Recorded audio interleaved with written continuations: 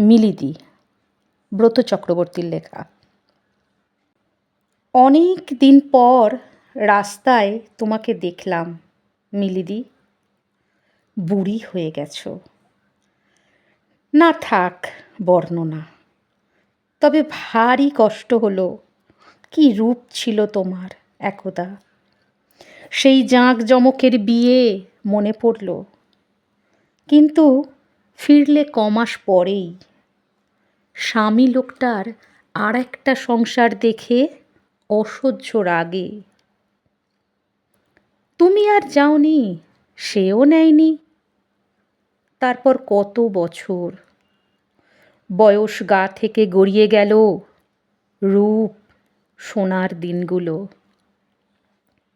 বাপের সংসারে বড়ি দিতে দিতে, কাপড় কাচতে কাচতে, সেলাইয়ের ফোঁড় তুলতে তুলতে চতুর্দিকে কত বদল। তারপর তুমি রয়ে গেলে সেই অথই বিষাদ জলে, শরীর ডুবিয়ে মন ডুবিয়ে। এই সেদিন গঙ্গার জল গিয়ে পড়ল পদ্মায়, হংকং ঢুকে গেল চীনে।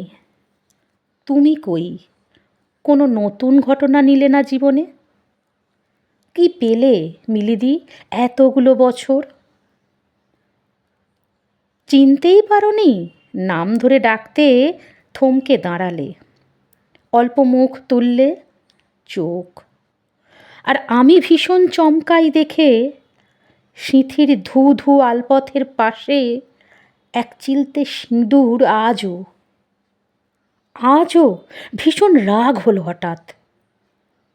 তারপরেই অসহায় হয়ে যাই তোমার কথা ভেবে মিলিদি।